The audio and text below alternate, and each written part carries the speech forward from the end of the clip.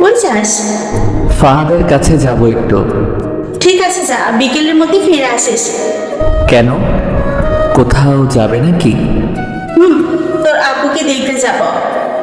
ও আল্লাহ গো, আমার আবার বোন হলো কোন সময়? আমার বোন আছে আমি নিজেও জানি না। হারাম জাদা, জুতা চিনিস, গাল লাল করে দিব। তোর আপু মানে তোর মামা তো বোনকে দেখতে যাওয়ার কথা বলতেছে, তোর মায়া আপুর কথা বলছে। ও, আগে বলবে তো, আমি কি না কি ভাবছি। তা তুমি মায়া আপুকে দেখতে এখন কানাডায় যাবে? তুই বেশি বুঝিস কেন? তোর মায়া আপু আজ কানাডা থেকে বাসায় আসতেছে পড়ালেখা শেষ করে, আর যাবে না, তাই দেখতে যাব তুই আর আমি। আচ্ছা, আমি কি কখনো মায়া আপুকে দেখছি? শুধু নামই শুনেছি। মায়া নামের একটা মেয়ে আমার মামার আছে, সে এখন কানাডায়। আবার তুই দেখছিস? তবে তোর মনে নেই অনেক বছর আগের কথা, ও ছোট থেকে পড়ালেখার জন্য ওর মামার কাছেই গেছিল। ও আচ্ছা, তা তোমার ভাইয়ের মেয়ে দেখতে কেমন গো আম্মু? বলো, তোমার ভাইকে আমার সাথে বিয়ে দিবে নাকি? দাঁড়াচ্ছেটা আমাকে আর পাইকে দিলাম এক দৌড়ে বাড়ির বাইরে। তারপর বাইকটা নিয়ে বেরিয়ে পড়লাম ফাহাদের কাছে যাওয়ার জন্য। যেতে যেতে আপনাদের পরিচয় দিয়ে নেই, আমি ফারাবি ইসলাম অর্ণ। আমি বাবা মার একমাত্র সন্তান। আব্বু একটা বিজনেস আছে আর মা বাসায় থাকে। আর আমি এবার অনার্স প্রথম বর্ষে। বাবা কাজের জন্য বেশি সময় দেশের বাইরে থাকে। প্রায় আধা ঘন্টা বাইক চালিয়ে এক জায়গায় এলাম। ফাহাদ আমাকে এই জায়গায় আসতে বলেছে, কিন্তু কেন আমি নিজেও সেটা জানি না। তাই আমি ফাহাদকে ফোন দিলাম। প্রথমবার ধরল না, আবার দিলাম, ধরল না। এভাবে 3বার দিলাম, ফোন ধরল না। মেজাজটা পুরো চেপে গেল আমার। আবার কল দিলাম, এইবার ফোন ধরল। কিরে, এতক্ষণ কই ছিলি? গার্লফ্রেন্ডের সাথে বিটিয়ে বিজি মনে হয়। এই তো মামা, ঠিক ধরছিস। ঠিক ধরছি মানে? তুই কই? এখানে কেন আসতে বললি? দোস্ত, একটা কথা বলি, রাগ করিস না। আগে বল তুই কোথায়, তাড়াতাড়ি আয়। দেখ দোস্ত, রাগিস না, আগে পুরো কথাটা শোন। বল। আমি তোকে ডেকেছি আড্ডা দেওয়ার জন্য, আর তোর একটা গার্লফ্রেন্ডের ব্যবস্থা করতে। বা বাবা, কে তুই ভাই? তোর তো আমি চিনতেই পারলাম না। আমায় গার্লফ্রেন্ড দিবি আর তুই? সত্যি বলছি, ওই দিক দিয়ে অনেক মেয়ে যায়, যেটা পছন্দ হয় তোকে পটিয়ে দিতাম। আমার গার্লফ্রেন্ড লাগবে না, তুই কই, তাড়াতাড়ি আয়। দোস্ত, আমি তোর কাছে যাওয়ার জন্য বের হয়েছিলাম। আসার সময় মিমু ফোন দিয়ে বললো ওর সাথে নাকি ঘুরতে যাবে, আর আমিও না করতে পারলাম না। আমি এখন ওর সাথে ঘুরতে আইছি, এখন যেতে পারবো না, রাগ করিস না। আজ একটা গার্লফ্রেন্ড নাই বলে রাগ আমি কি করব? রাগের যে দুঃখটা অনেক গভীর। আজ একটা গার্লফ্রেন্ড নেই বলে সিঙ্গেলেরাই বোঝে সিঙ্গেল থাকার কষ্ট, যন্ত্রণা, হতাশা, দুঃখ, বেদনা। হতাশ হবে না দোস্ত, আমার মন বলতেছে তোর পিছন দিক থেকে কোনো মেয়ে আসতেছে, এই মেয়ে হবে তোর গার্লফ্রেন্ড। তোর ভবিষ্যৎবাণী তোর কাছে রাখ, কাট। আমি এখন একটু ঘুরে বাসায় যাব। দেখ না দোস্ত, পেছনে যদি মেয়ে না থাকে তাহলে নাই, আর যদি আসে আমাকে ট্রিট দিবি। রাগ তোর ট্রিট, শালা আমি মরি আমার জ্বালায়, আর তুই আইসিস ভবিষ্যৎবাণী করতে। দোস্ত, একবার দেখ। কেন বিরক্ত করতেছিস? ঠিক আছে দেখছি। এক রাশ বিরক্তি নিয়ে পেছনে তাকালাম আমি। পেছনে তাকাতেই দেখলাম একটা মেয়ে আমার দিকে আসতেছে। দেখতে তো মাশাআল্লাহ পরীর মতো। প্রথম দেখায় ক্রাশ বাস সব একসাথে খেয়ে গেলাম। ফাহাদের কথা মানতে হবে। এদিকে ফাহাদ ফোনে হ্যালো হ্যালো করতেই আছে, আমার সেদিকে কোনো হুঁশ নেই। আমি শুধু ক্রাশকে দেখেই যাচ্ছি। কিছু না বলে ফোনটা কেটে দিলাম আমি মেয়েটার দিকে অপলক তাকিয়ে আছি। মেয়েটা কখন যে আমার সামনে চলে এলো জানতেই পারলাম না। মেয়েটা আমার সামনে এসে বলল, আমাকে একটু রাইড শেয়ার করবেন? মেয়েটির কথায় আমার হুঁশ ফিরে। কাছে থেকে মেয়েটাকে দেখতে আরো সুন্দর লাগছে। মনে হচ্ছে এক্ষুনি কাজী অফিসে নিয়ে যাই। তারপর আমি বললাম, কি বললেন? শুনতে পাইনি। আমাকে একটু রাইড শেয়ার করবেন? মেয়েটি হয়তো ভাবছে আমি রাইড শেয়ার করি, কারণ আমি একটা হেলমেট পরে আছি আর একটা এক্সট্রা আছে, ফাহাদের জন্য এনেছিলাম। যাই, মেয়েটা থাকে কোথায় আর পরিচিত হতে পারবো। আমার মনে তো লাড্ডু ফুটছে। তখন আমি বললাম, জি অবশ্যই, কোথায় যাবেন? চলুন আমি রাস্তা দেখিয়ে দিচ্ছি। ঠিক আছে চলুন। তারপর মেয়েটি বাইকে উঠল, আমি হেলমেটটা দিলাম, মেয়েটিও পরে নিল। তারপর আমি চালাতে লাগলাম। এক অসাধারণ মুহূর্ত আমার জন্য। জীবনের প্রথম আমার বাইকের পেছনে কোনো সুন্দরী রমণী। আমি বাইকটা আস্তে চালাতে লাগলাম, কারণ যত আস্তে যাব তত বেশি সময় ক্রাশের সাথে থাকতে পারবো। আর একটু ভদ্র সাজারও কিছু আছে না? যাই হোক, মেয়েটির সাথে কথা বলতে হবে। আমি কোনো কিছু বলতে যাব, তার আগেই মেয়েটি বলল, দাঁড়ান আমি নামবো। কেন? এখানেই বাসা নাকি আপনার? না, তাহলে কেন নামবেন? এটা কি বাইক চালাচ্ছেন? এভাবে গেলে তো সারা জীবন লাগবে যেতে। এর চেয়ে হেঁটে মানুষ আগে যাবে। আমার বাইকের ফার্স্ট গিয়ার আর লাস্ট গিয়ার আছে, মাঝখানে সব তার কাটা। তাহলে শেষ গিয়ারে দিন। ঠিক আছে। তারপর আমি স্পিড দিয়ে গাড়ি চালাতে লাগলাম। মেয়েটি মনে হয় ভয় পেয়েছে, তাই আমাকে জড়িয়ে ধরলো। আহা, কি এক ফিলিংস, আপনাদের বলে বোঝাতে পারবো না। পেছনে মেয়ে জড়িয়ে ধরে আছে। আহা, হঠাৎ করে সামনে একটা কুকুর চলে এলো, তাই আমি কষে ব্রেক মারলাম। সাথে সাথে হাওয়ায় ধপাস করে উঠতে লাগলাম। মনে হচ্ছে উপরে চলে যাব। চোখ খুলে দেখতে পেলাম মেয়েটির বেশি কিছু ক্ষতি হয়নি, উঠে দাঁড়াচ্ছে। এইটুকু দেখেই চোখ বুজে গেল, আর কিছু মনে নাই। যখন চোখ খুললাম দেখলাম মেয়েটি আমার দিকে কেমন করে তাকিয়ে আছে। তার চোখগুলো পুরো মায়ায় ভরা। মনে হয় সারা জীবন তাকিয়ে থাকলেও মায়া কমবে না চোখের প্রতি। আশেপাশে তাকিয়ে দেখলাম হসপিটালে, হাতে পায়ে ব্যান্ডেজ। মেয়েটির দিকে তাকিয়ে দেখলাম কোনো ক্ষতি হয়নি, শুধু কপালে বাম সাইডে একটু ব্যান্ডেজ করা। দেখতে আরো অসম্ভব সুন্দর লাগছে। আমার জ্ঞান ফিরেছে, কোনো হুঁশ নেই মেয়েটির, আমার দিকে তাকিয়েই আছে। কিছুই বুঝলাম না। আমি মেয়েটির চোখের সামনে দড়ি মারতেই মেয়েটির ধ্যান ভাঙল। সাথে সাথে মেয়েটি লজ্জা পেয়ে গেল, কিন্তু কেন লজ্জা পেল কিছুই বুঝতে পারলাম না। তবে লজ্জা পেলে মেয়েটির সৌন্দর্য আরো বৃদ্ধি পায়। তখন মেয়েটি আমাকে বলল, যাক, তাহলে জ্ঞান ফিরলো আপনার। ফিরেছে তো অনেক আগেই, আপনি খেয়াল করেন নাই? আচ্ছা, আপনার কিছু হয়নি তো? না, তেমন কিছু না, মাথায় একটু চোট পেয়েছি। আমাকে এখানে কে নিয়ে এলো? আমি। ধন্যবাদ আপনাকে। আর সরি, আমার জন্য আপনার যাওয়াও হলো না, আবার ব্যথাও পেলেন। সমস্যা নাই, ওটা একটা দুর্ঘটনা। আপনার বাসার নাম্বার দিন, আসতে বললেন। বাসায় ফোন দিলে আবার আম্মু শুরু করে দিবে।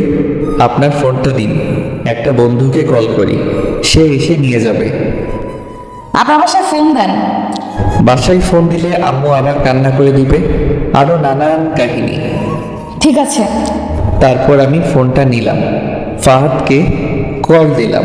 প্রথমবার রিসিভ করলো না, আবার দিলাম, এবার রিসিভ করে বলল, আসসালামু আলাইকুম, কে বলছেন? ওয়ালাইকুম আসসালাম। আমিটা কে? আমি অর্ণব। তুই কি এখনো গার্লফ্রেন্ডের সাথে আছিস নাকি? না, বাসায়। তুই কই আছিস? তোর আম্মু ফোন দিয়ে বলতেছে আছিস নাকি তুই? কোথায় যেন যাওয়ার কথা ছিল? তোর আম্মু চোটে আছে খুব। আমি হাসপাতালে আরাম করে ঘুমিয়ে আছি। মজা করতেছিস? না, আমি সত্যি হসপিটালে, বাইক নিয়ে অ্যাক্সিডেন্ট করেছি। দোস্ত, তুই ঠিক আছিস তো? তোর কিছু হয় নাই তো? না, কিছু হয়নি, হাতে আর পায়ে অল্প চোট পেয়েছি। তুই হসপিটালে চলে আয়, আমাকে নিয়ে যা, আর আম্মুকে কিচ্ছু বলবি না, বাসায় গিয়ে বলবো। ঠিক আছে, তুই থাক, আমি আসতেছি। তারপর ফোনটা কেটে দিলাম। তারপর মেয়েটিকে দিয়ে দিলাম। যাই হোক, মেয়েটির নাম্বারটা তো পেলাম, ফাহাদের ফোন থেকে নিয়ে নিব। তখন আমি বললাম, আপনি আমার জন্য এত কিছু করলেন, আপনার নামটাই তো জানা হলো না। আমার নাম মায়া, আপনার? ফারাবী ইসলাম অর্ণব, সবাই অর্ণব বলেই ডাকে। আপনার নামটা তো সুন্দর। আপনারটাও।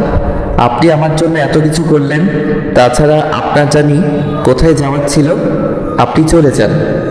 আপনাকে এভাবে রেখে কিভাবে যাই? আর আমি বাসায় ফোন করে বলে দিয়েছি যেতে দেরি হবে। আরে সমস্যা নেই, আপনি যান, এক্ষুনি ফাহাদ এসে আমাকে নিয়ে যাবে। আরে না, আগে আসুক না হয়, তারপর আমি যাব। সমস্যা নেই, আপনি যান, বাসায় আপনার জন্য চিন্তা করছে হয়তো। মায়া যেতে চাইছিল না, আমি জোর করে পাঠিয়ে দিলাম। বাসায় গেলে না জানি কি করে আম্মু। একে তো অ্যাক্সিডেন্ট করছি, আবার মামাতো বোনকে দেখার জন্য যাইতে চাইছিল। একটু পর ফাহাদ এলো। একটা কথা বলতে ভুলেই গেছি, মায়া নামের মেয়েটি সব বিল নাকি দিয়ে দিচ্ছে।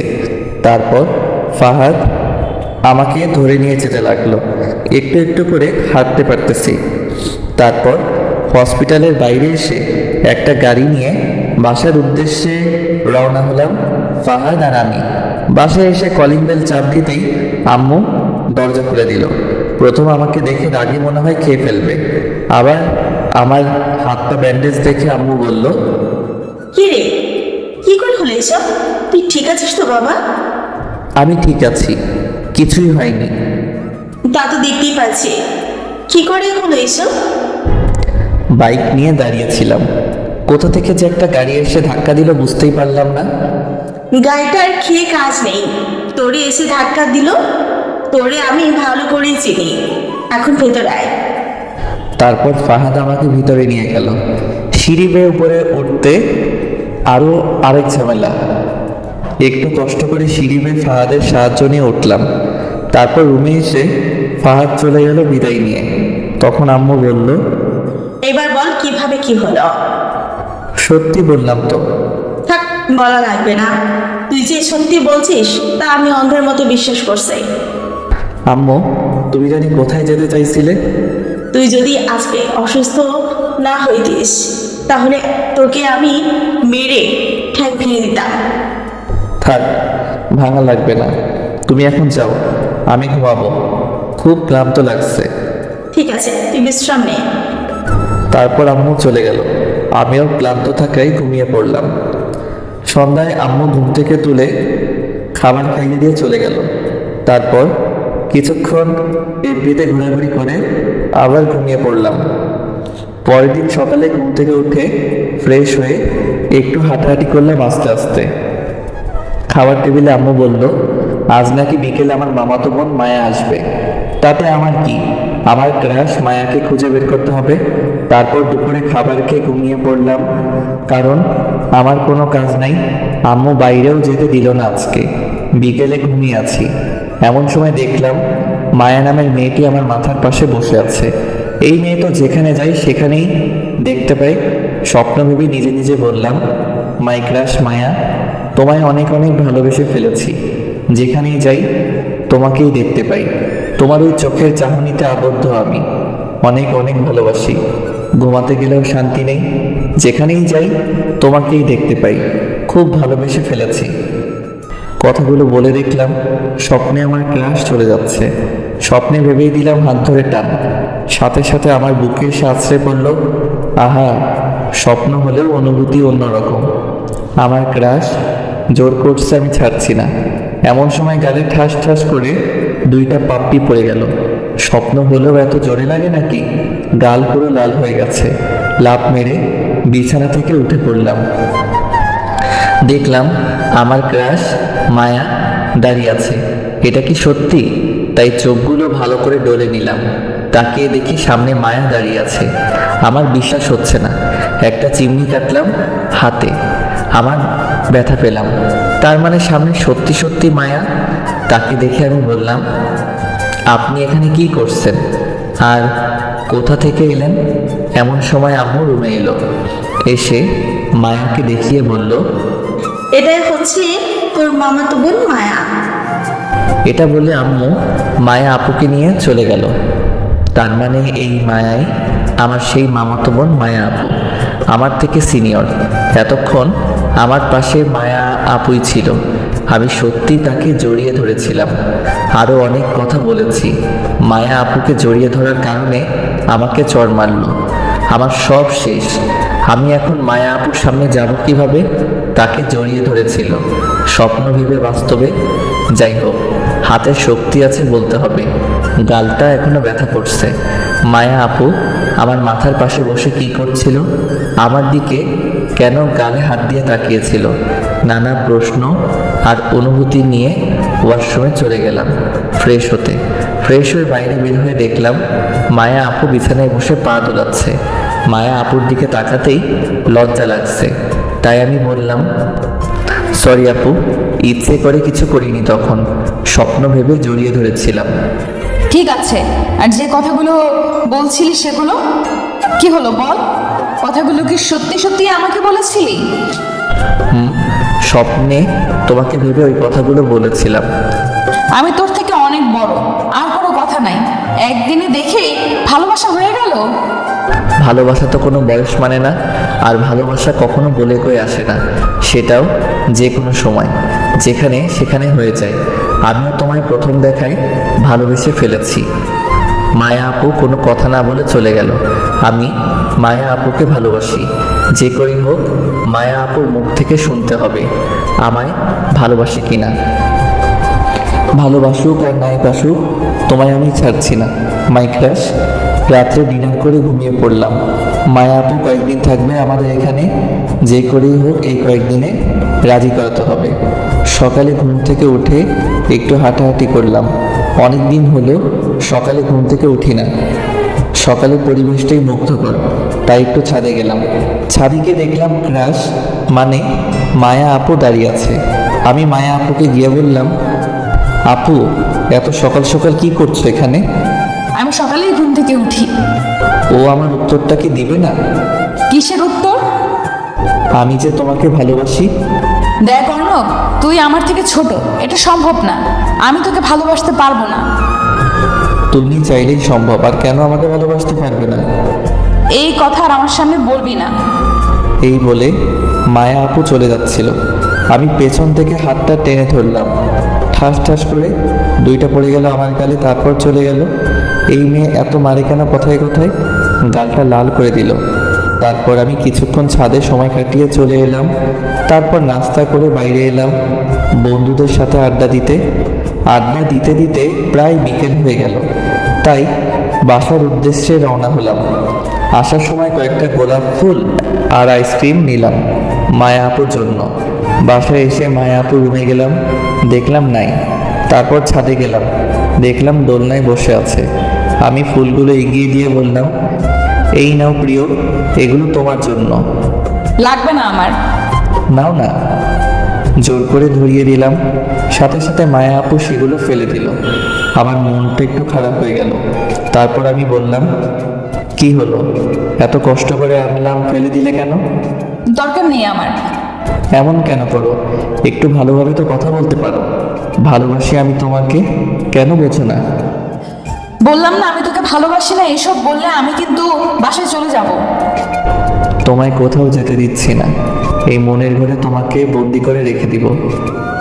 তুই কিন্তু বেশি বাড়াবাড়ি করছিস। থাপ্পড় দিয়ে গাল লাল করে দিব। বাড়াবাড়ির কিছুই করিনি, এখন করব।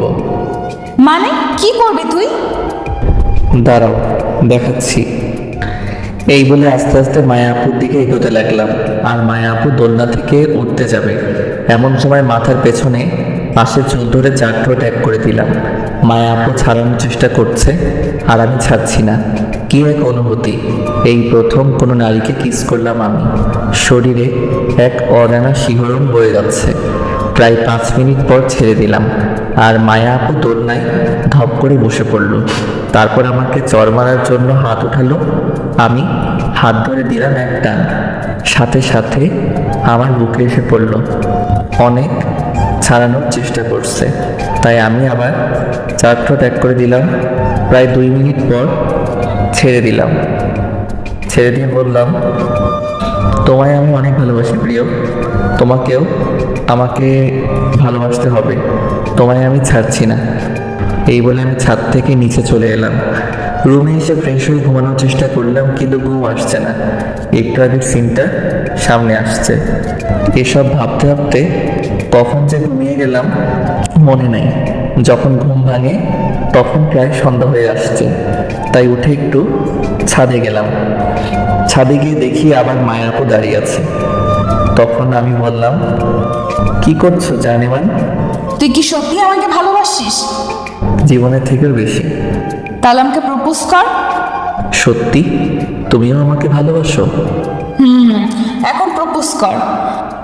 তোমাকে অনেক অনেক ভালোবাসি, আই লাভ ইউ। এভাবে হবে না, ভালো করে ফুল দিয়ে কর। তারপর আমি নিচে এলাম। আমার মনে মনে তো লাড্ডু ফুটছে, মায়া আপু আমাকে ভালোবাসবে, তাও আবার এত তাড়াতাড়ি।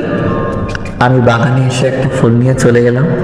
মায়া আপুর কাছে গিয়ে ফুলটা এগিয়ে দিয়ে হাঁটু গেড়ে বসে বললাম, জীবনে কাউকে ভালোবাসিনি, তুমি আমার প্রথম ভালোবাসা, তুমি আমার প্রথম অনুভূতি। অন্য প্রেমিকদের মতো আমি ঠিকঠাক মতো আমি প্রপোজ জানি না, তবে আমি তোমাকে চাই। আমার এলোমেলো জীবনে প্রথম প্রণয় তুমি মায়া, আমার জীবনের সুখ তারা তুমি মায়া, আমার জীবনের বাঁচা মরার জন্য পয়েন্ট তুমি মায়া। অবশেষে একটা কথাই বলতে চাই, ভালোবাসি, বড্ড ভালোবাসি তোমায়, অনেক অনেক ভালোবাসি, আই লাভ ইউ। মায়া আপু ফুলটা নিল। আমি দাঁড়িয়ে তাকে শক্ত করে জড়িয়ে ধরলাম। মায়া আপু আমাকে জড়িয়ে ধরলো। তারপর কিছু সময় ছাদে কাটিয়ে চলে এলাম আমি। রাত্রে ডিনারের সময় পায়ে সুরসুরি দিতে লাগলাম আমি। মায়া আপু আমার দিকে রাগী দৃষ্টিতে তাকিয়ে আছে, তবু আমি সুরসুরি দিতে লাগলাম। এবার দিল জোরে একটা পাড়া, সাথে সাথে চিৎকার করে উঠলাম। আমার চিৎকার দেখে আম্মু বলল, কি হলো, চিৎকার দিলি কেন? কিছু না, টেবিলের ভিতর দিয়ে মনে হয় বিড়াল গেল, পায়ে লাগলো তো তাই ভয় পেয়ে চিৎকার দিলাম। যত সব, বিড়াল দেখে কেউ এভাবে চিৎকার দেয়? আমি দেই? তোর প্যাচাল বাদ দিয়ে খায় এখন। মায়া আপুর দিকে তাকিয়ে দেখি মুচকি মুচকি হাসছে, মনে হচ্ছে দেই একটা। তারপর খাওয়া দাওয়া করে রুমে চলে এলাম। রাত্রে মায়া আপুকে কল দিলাম, নাম্বারটা আম্মুর ফোন থেকে নিয়েছি। ফোন রিসিভ করে মায়া আপু বলল, হ্যালো, কে? তোমার হবু বর। কানের নিচে এমন দিব না, তোর পাগলামি বের হয়ে যাবে। রাখ। রাগ করো কেন? আমি অন্য। ও, তুমি আগে বলবে তো, বলো কি বলবে। একটু ছাদে এসো না। না, এখন এত রাতে আমি যেতে পারবো না। আসো না প্লিজ, একটু থেকে চলে যেও। না, আমি এখন যেতে পারবো না। তুমি তো আমাকে ভালোই বাসো না, আমার কথা কেন শুনবে? যাও, তোমাকে আসতে হবে না। আমার বাবুটা রাগ করে। ঠিক আছে, যাচ্ছি। তারপর মায়া আপু ফোনটা কেটে দিল। আমি কথা বলতে বলতে ছাদে চলে এসেছি। 2-3 মিনিট পর মায়া আপু এলো। এসে আমাকে বলল, কি হলো, এত রাতে ছাদে আসতে বললে কেন? তুমি আর আমি চাঁদ দেখবো তাই দোলনায় বসো তো। তারপর মায়া আপু দোলনায় বসলো। আমি তার কাঁধে মাথাটা দিলাম, দিয়ে বললাম, জানো, প্রথম যেদিন তোমায় দেখেছিলাম বুকের ভিতর কেমন জানি অনুভব হয়। তোমায় আমি এই কয়েকদিন অনেক ভালোবেসে ফেলেছি।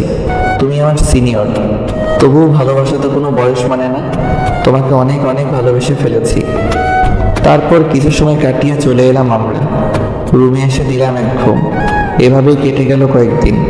আমি মায়া আপুকে খুব ভালোবাসি, আর মায়া আপুও আমাকে খুব ভালোবাসে। আজকে মায়া আপু চলে যাবে, ভাবতেই খুব খারাপ লাগছে। তাকে ছাড়া আমার এক মুহূর্ত ভালো লাগবে না। তাই আমিও যাব মায়া আপুর সাথে তাদের বাসায়, কয়েকদিন থেকে আসবো। আম্মুর থেকে পারমিশন নিয়ে নিয়েছি আগেই। 1 সপ্তাহ থাকবো মায়া আপুর সাথে। তারপর সকালে খাওয়া করে রুমে এলাম রেডি হতে। পরনে আমার ব্ল্যাক শার্ট, ব্ল্যাক জিন্স, শার্টের হাতা কনুই পর্যন্ত ফোল্ড করা, চুলগুলো সুন্দর করে সাজানো, হাতে ব্র্যান্ডেড কালো ঘড়ি, পরে তৈরি হলাম আমি। তারপরে বাইরে বের হয়ে ড্রয়িং রুমে আসলাম। মায়া আপু এখনো তৈরি হচ্ছে। জানি না মেয়েদের এত সময় লাগে কেন আটা ময়দা মাখতে। তারপর অপেক্ষা করতে লাগলাম। প্রায় আধা ঘন্টা হলো বসে আছি। অবস্থা আমার খারাপ বসে থাকতে থাকতে। অবশেষে যুদ্ধ জয় করে বেরিয়ে এলো মায়া আপু। তাকে দেখে 54,692 ভোল্টের ক্রাশ খেলাম। এই মেয়েটা ক্রাশ খাইয়ে খাইয়ে মেরে ফেলবে নাকি? পরনে তার নীল শাড়ি, হাতে বিভিন্ন কালারের চুড়ি, চোখে কাজল, ঠোঁটে হালকা লিপস্টিক, সব মিলিয়ে একটা নীল পরি। দেখেই আবারও ঠাস করে ক্রাশ খেয়ে গেলাম। আমি মায়া আপুয়ের দিকে এক দৃষ্টিতে তাকিয়ে আছি। মায়া আপুয়ের দিকে তাকিয়ে আছি। এমন সময় কারোর তড়ির আওয়াজে ধ্যান ভাঙে আমার। সামনে তাকিয়ে দেখি মায়া আপু। যা বাবা, মায়া আপু কখন সামনে এলো বুঝতেই পেলাম না। তখন মায়া আপু বলল, কিরে এভাবে চেয়ে আছিস কেন? তোমাকে আজকে পরীর মতো লাগছে জান পাখি। আর হবু বরকে কেউ তুই বলে? মায়া আপু কিছু বলল না, কি যেন ভেবে আমার দিকে তাকিয়ে আম্মুর কাছে বিদায় নিতে চলে গেল। তারপর আম্মুর থেকে বিদায় নিয়ে দুইজনে বাড়ির বাইরে আসলাম। তারপর মায়া আপু বলল, কিরে কিভাবে যাবি? কেন বাইকে? সেদিনের মতো আবার ফেলাই দিবি না তো?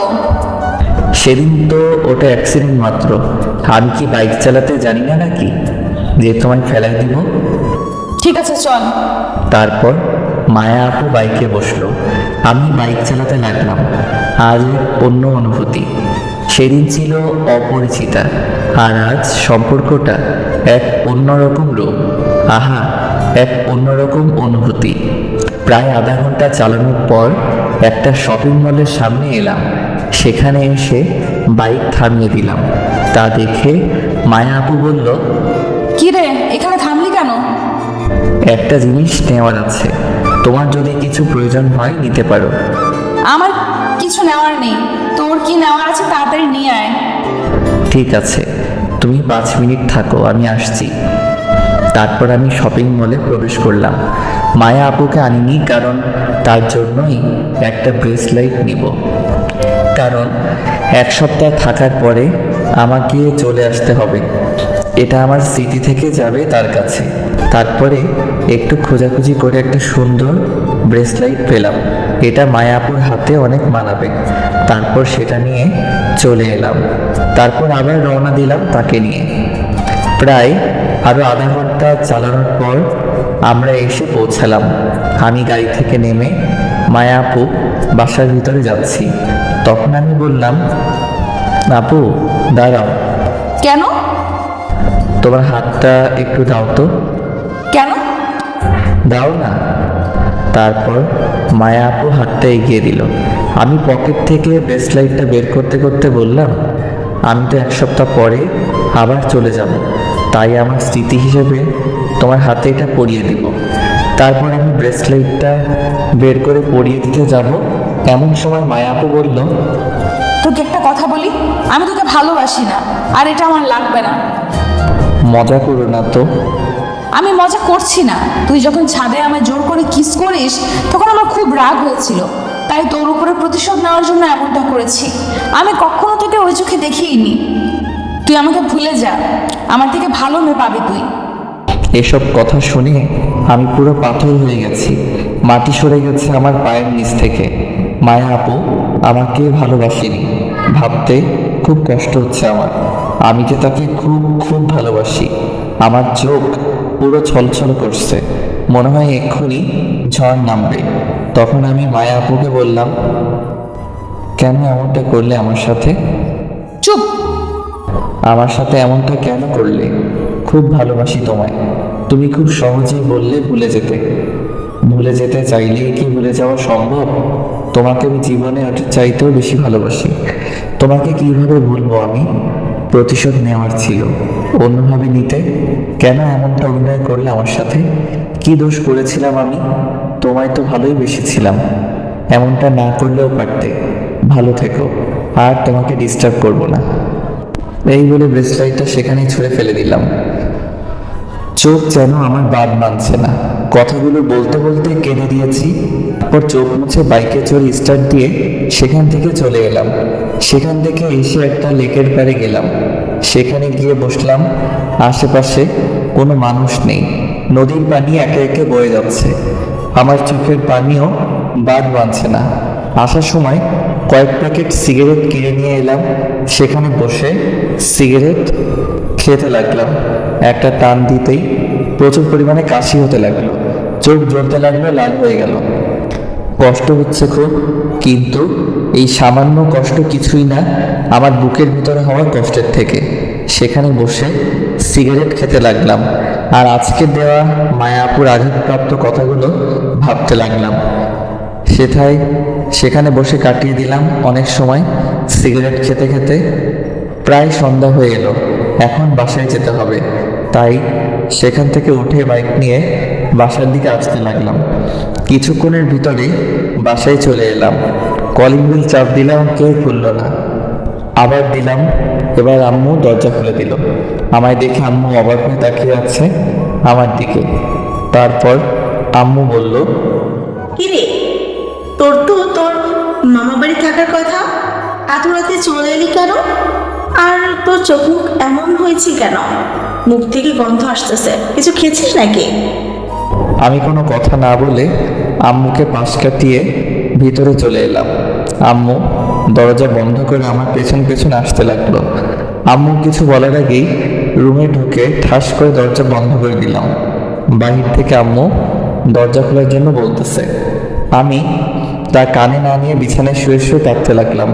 বুকের ভিতরটা কষ্ট শেষ হয়ে যাচ্ছে আমার। মায়া আপু এভাবে অভিনয় করতে পারলো আমার সাথে? শুধু তো ভালোই বেসেছিলাম। ভাবতেই বুক ফেটে কান্না আসছে আমার। কখনো মায়া আপুকে ভুলতে পারতো কিনা জানি না। কাঁদতে কাঁদতে কখন যে ঘুমিয়ে গেছি মনে নাই।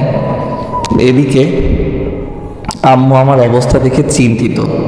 আমি 1 সপ্তাহ থাকবো বলে গিয়েছিলাম, কিন্তু চলে এলাম কেন? তাই আম্মু মামিকে ফোন করলো। আচ্ছা আরশি, অর্ণবের সাথে কিছু হয়েছে? না, কেন, কি হয়েছে? অর্ণব বাসা থেকে গেল, 1 সপ্তাহ থাকবে তোমাদের ওখানে বলে, কিন্তু ও তো রাতে এখন বাসায় এলো আর চোখ মুখ ফুলে আছে, কান্না করেছে মনে হয়। কি বলেন স্যার? কিন্তু অর্ণব তো আমাদের এখানে আসেনি। ও তো মায়ের সাথেই গেল, তোদের সাথে ওখানেই থাকার জন্য। তাহলে এতক্ষণ কই ছিল? ও তো ভেতরেই আসেনি, আর মায়া তো একাই এসেছে বাসার ভেতরে, ও তো আসেনি। বাসায় সে সোজা রুমে চলে গেল, কোনো কথা বলো না। এরকম তো ও কোনো সময়ও করে না ও। আমি মায়াকে বলে দেখি কিছু হয়েছে নাকি। ঠিক আছে, আমি দেখছি ওদিকে। ঠিক আছে। তারপর আম্মু ফোন কেটে দিয়ে চিন্তিত হয়ে রুমে চলে গেল, কারণ অনেক রাত হয়ে গেছে। এদিকে মামি মায়া আপুকে জিজ্ঞেস করার জন্য তার রুমে গেল। গিয়ে দেখলো মায়া আপু কি যেন চিন্তা করছে। তখন মামি মায়া আপুর পাশে গিয়ে বসলো।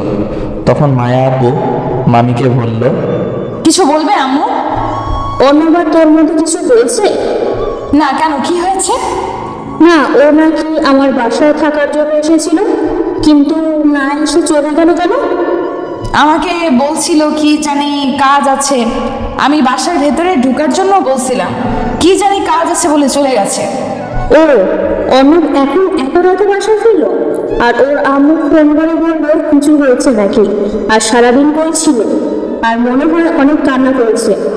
ও ঠিক আছে, তুই ঘুমা, অনেক রাত হয়েছে। তারপরে মামি চলে গেল।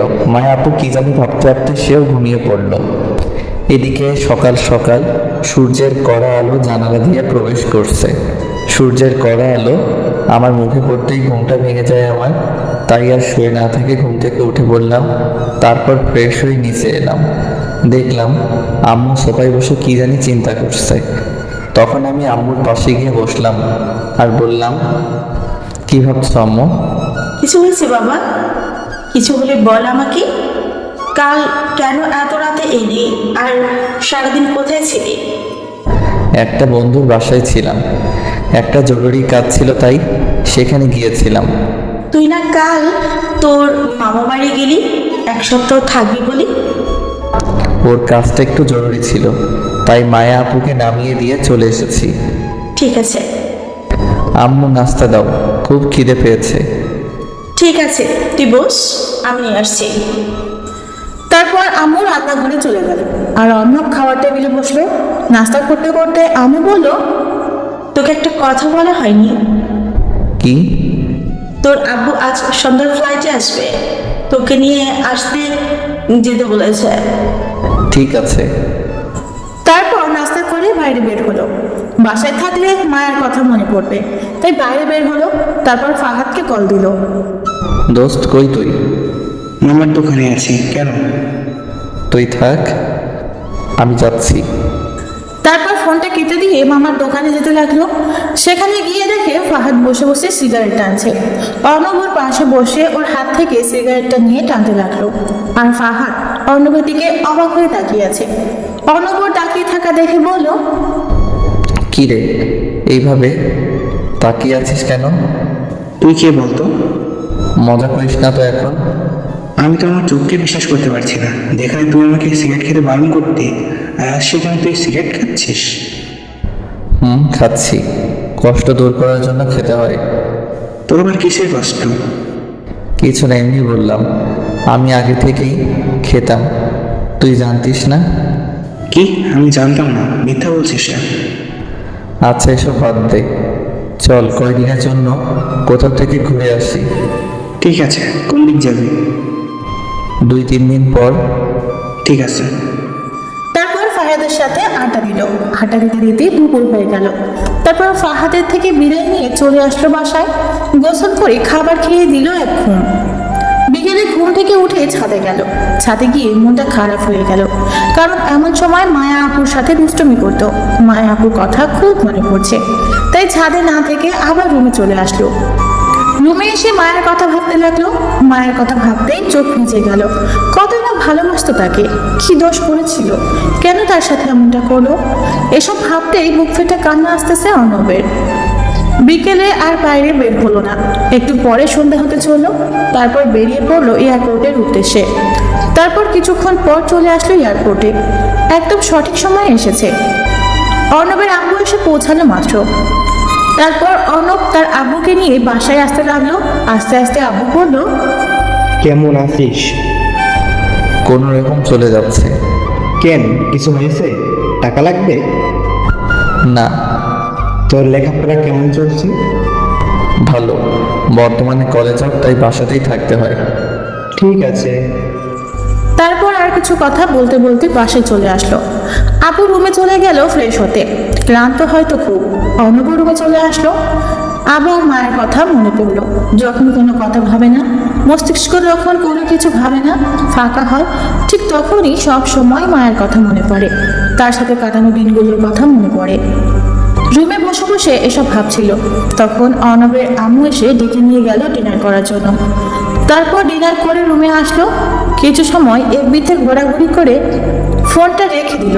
ঘুমানোর প্রস্তুতি নিচ্ছে, এমন সময় ফোনটা বেজে উঠলো। তাকিয়ে দেখে আননোন নাম্বার, তাই প্রথমবার কেটে দিল, কিন্তু আবার ফোন করলো। এবার রিসিভ করে সালাম দিল, কিন্তু ফোনের ওপাশ থেকে কিছুই বললো না। হ্যালো হ্যালো করলো, কিন্তু কিছুই বললো না। তাই বিরক্ত হয়ে ফোনটা কেটে দিল। আবার ফোন দিল। এবার রিসিভ করে কিছু বলতে যাবে, তার আগেই ফোনের ওপাশ থেকে কারো কান্নার আওয়াজ আসছে। কেউ ফুপিয়ে ফুপিয়ে কাঁদছে। তাই অর্ণব বলল, কি হলো, কথা বলুন। কে আপনি? এভাবে বিরক্ত করতেছেন কেন? কি হলো, কথা বলবেন না কেটে দিব? মায়া নামটা শুনে বুকটা কেমন করে উঠলো। আমাকে এত কষ্ট দিয়েও স্বাদ মেটেনি, তাই আমি বললাম, আপনি কেন ফোন দিয়েছেন আমায়? আপনি কে বলছিস কেন? তুই না আমাকে ভালোবাসিস? ভালোবাসি? হাসালেন মিসেস মায়া। আমি যাকে ভালোবাসতাম সে আমার কাছে মরে গেছে। এমনটা বলো না প্লিজ। আমি তোমায় খুব ভালোবেসে ফেলেছি। তোমার শূন্যতা আমাকে বুঝিয়ে দিয়েছে আমি তোমাকে কত ভালোবেসে ফেলেছি। তোমার সাথে সেই সময় কাটানো দুষ্টুমিটাকে ভালোবেসে ফেলেছি আমি।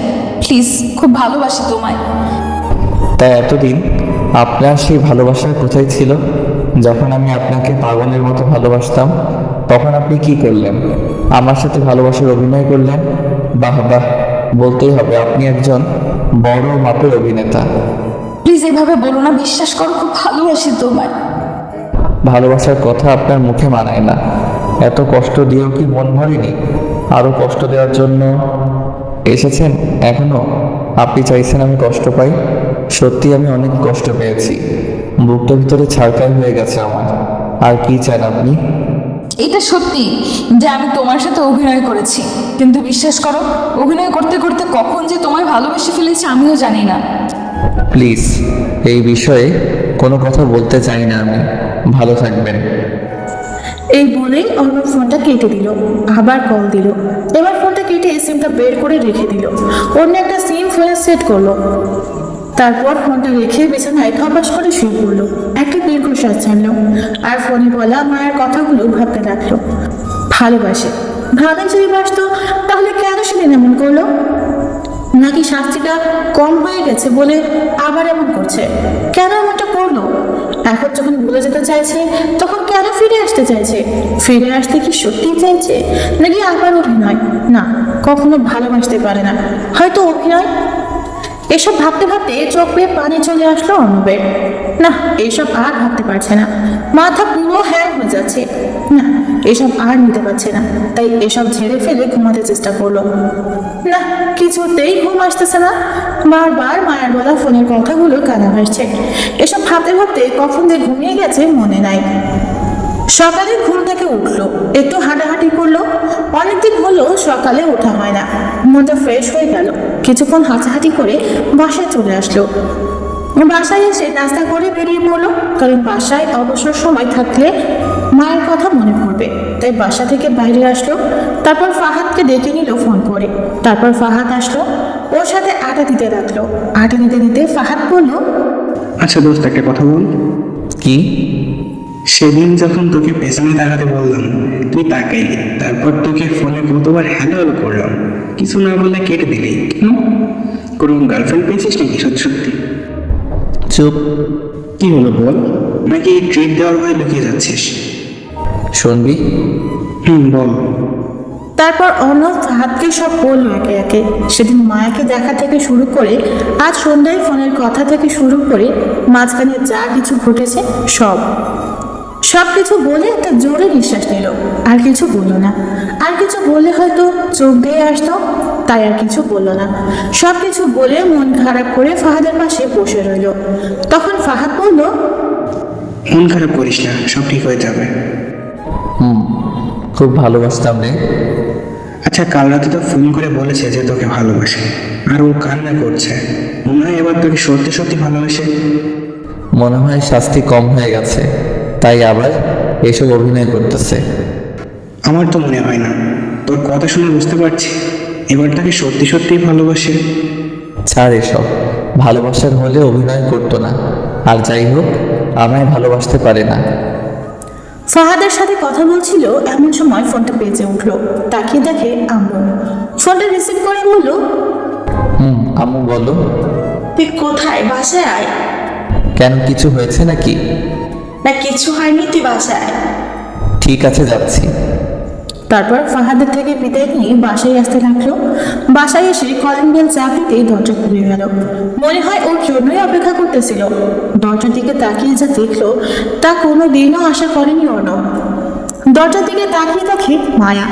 মায়া কোনো কিছু বলবে তার আগেই কিছু বলার সুযোগ না দিয়ে অর্ণব পাশ কাটিয়ে ভিতরে চলে গেল। অর্ণব দেখলো মায়া ড্রয়িং রুমে তার আম্মুর সাথে বসে আছে, তাই আম্মুকে বলল, আম্মু কেন আসতে বললে আমায়? মায়া আসছে, তাই তোকে ডাকলাম। ওর বোরিং লাগবে, তাই তোর সাথে সময় কাটাতে তোকে ডাকলাম। অনেক কিছু না বলে রুমে চলে গেল। পেছনে পেছনে মায়ের রুমে গেল। তাকে দেখে রাগ অভিমান সব হচ্ছে অর্ণবের, কিন্তু কিছু করতে পারছে না, তাই বিরক্ত হয়ে পড়ল। কিছু কি বলবেন আপু? কি বললি? কানে কি শুনতে পান না নাকি? বললাম আপনার কিছু বলার থাকলে বলেন আপু, না হলে আমি এখন ঘুমাবো। কি বললি? আমি তোর আপু হই? আপু হয়তো কি, আপনি আমার মামাতো আদরের সিনিয়র বোন, তো আপু হয়তো কি বলবো। এভাবে কথা বলছিস কেন? তো কিভাবে কথা বলবো? ভালোবেসেও তো কথা বলতে পারিস। আমি এর চেয়ে বেশি ভালো করে কথা বলতে পারি না। আর ভালোবাসার কথা বলছেন, সেটা কবেই উঠে গেছে আমার জীবন থেকে। আমি আবার ঠিক করে দিব আমার ভালোবাসা দিয়ে। আপনার ভালোবাসা? হাসালেন তো মিসেস মায়া, আপনি তো অভিনয় সেরা। সত্যি অসাধারণ আপনার অভিনয়। আপনাকে তো পুরস্কার দেওয়া উচিত। এইভাবে বলো না, আমার খুব কষ্ট হয়। আপনার তো কষ্ট হওয়ার কথা না, আপনার তো আনন্দ হওয়ার কথা। হাজার হোক, প্রতিশোধ নিতে পেরেছেন, তা আবার কি মনে করে আসলেন? প্রতিশোধ কি কম হয়ে গেছে নাকি? প্লিজ এইভাবে বলো না, বিশ্বাস করো আমি তোমাকে অনেক ভালোবাসি। তুমি এমনভাবে বলো না, খুব কষ্ট হয় আমার। তাই এতদিন এই আপনার ভালোবাসা কোথায় ছিল? তখন কি ঘুমিয়েছিল নাকি? এখন জেগে উঠেছে ভালোভাবে শাস্তি দেওয়ার জন্য? বিশ্বাস করো, তোমার সেই দুষ্টুমি আর ভালোবাসার অভিনয় করতে করতে ভালোবেসে ফেলেছি। আমি নিজেও জানি না, খুব ভালোবেসে ফেলেছি। আর একটা সুযোগ দাও আমাকে। আমি আর দ্বিতীয়বার কোনো বেঈমানকে সুযোগ দিতে পারবো না। আপনার প্রতি যতটা ভালোবেসেছিলাম আমি, আজ ঠিক ততটাই ঘৃণা করি আমি আপনাকে। সব ঘৃণা দূর করে দিব আমার ভালোবাসা দিয়ে। খুব ভালোবাসি তোমায়। এসব কথা আর আমি শুনতে চাই না। রুম থেকে বেরিয়ে যান বলছি। আমার কথাটা তো বেরিয়ে যান বলছি, কখনো আমার রুমে যেন না দেখি। মায়া কিছু না বলে রুম থেকে চলে গেল। কি বলবে, হয়তো বা আর কিছুই বলার ছিল না। তারপর অর্ণব ধপাস করে বিছানায় পড়ে গেল। কেন ওর সাথে সবসময় এমনটা হয়? অভিনয়টা করলো, তাহলে আবার কেন ফিরে আসলো? আবার কি চায়, নাকি সত্যিই ভালোবাসে?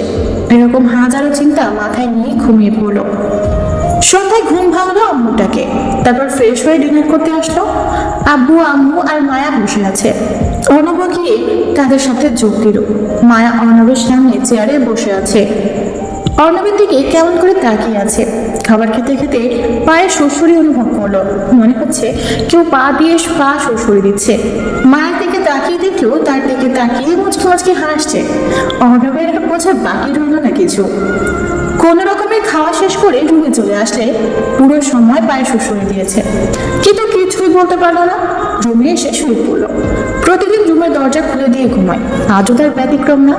রুমের দরজা লক না করেই শুয়ে পড়লো। ঘুম আসতেছে না, বারবার মায়ের কথাগুলো মনে পড়ছে।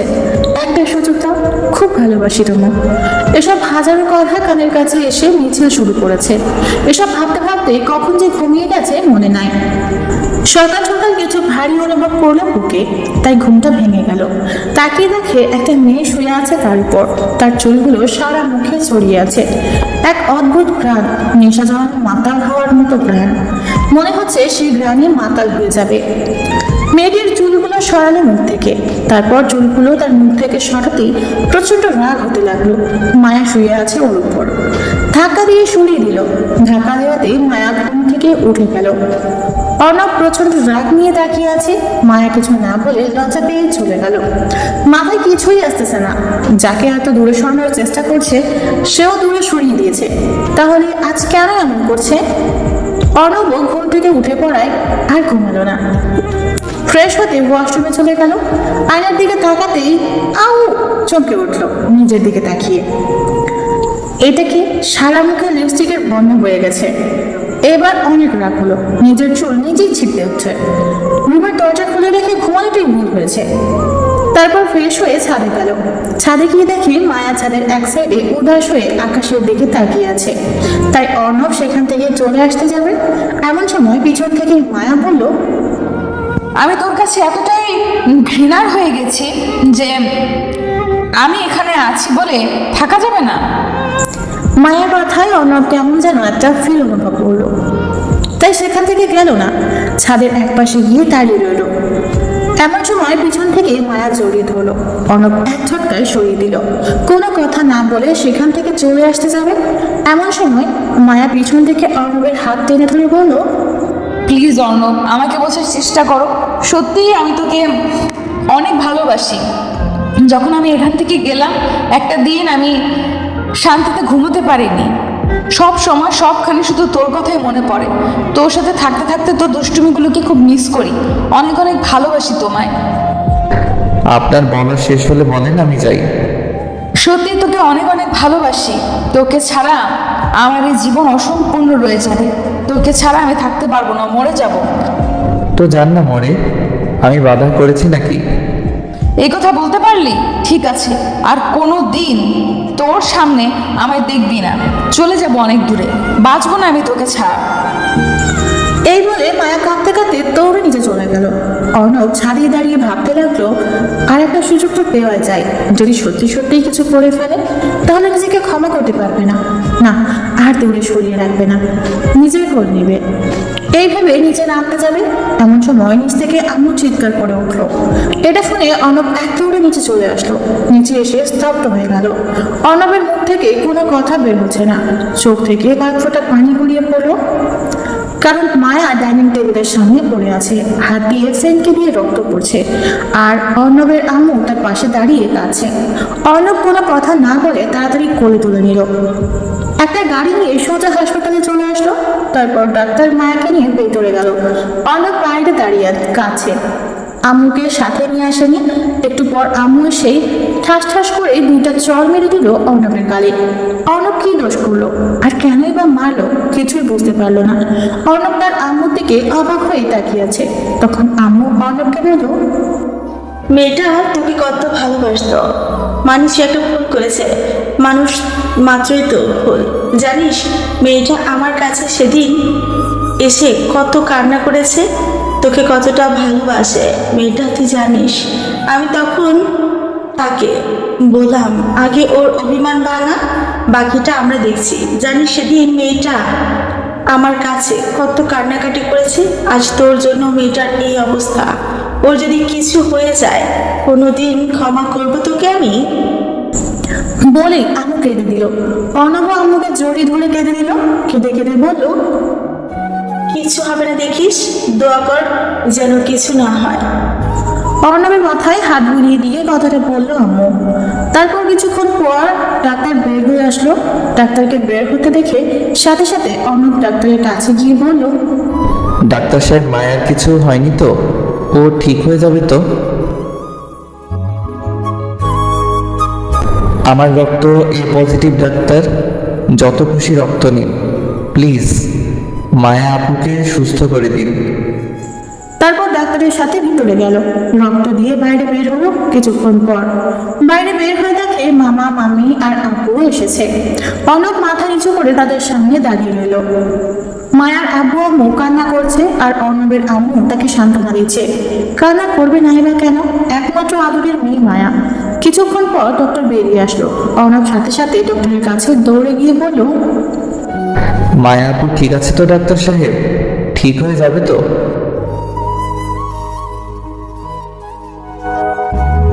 অর্ণব ডক্টরের কথা শুনে একটা দীর্ঘশ্বাস ফেলল। প্রাণ ফিরে এলো এতক্ষণে। তারপর কিছুক্ষণ পর মায়াকে বেডে শিফট করা হলো। সবাই গেল দেখতে, অর্ণব গেল না। কিছুক্ষণ পর সবাই বেরিয়ে আসলো। তারপর অর্ণব ভিতরে গেল। মায়া অর্ণবের দিকে তাকিয়ে আছে, চোখ থেকে পানি পড়ছে তার।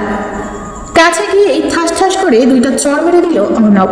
মায়া তার দিকে অবাক হয়ে তাকিয়ে আছে, চোখ থেকে অঝোর ধারায় বৃষ্টি নামছে। এই অবস্থায় মায়াকে দেখতে কলিজা ছিঁড়ে যাচ্ছে অর্ণবের। সাথে সাথে অর্ণব মায়াকে বুকে জড়িয়ে নিল। মায়া অর্ণবের বুকে কাঁদতে কাঁদতে বলল, মারতেই তো পারিস, হাত তো কিছু পারিস না, আর তো কিছু বুঝিস না। মারবো না? তুমি কি বাচ্চা নাকি? আমি রাগের মাথায় ওসব বলেছি, তাই বলে তুমি, তোমার যদি কিছু হয়ে যেত কি নিয়ে বাঁচতাম আমি?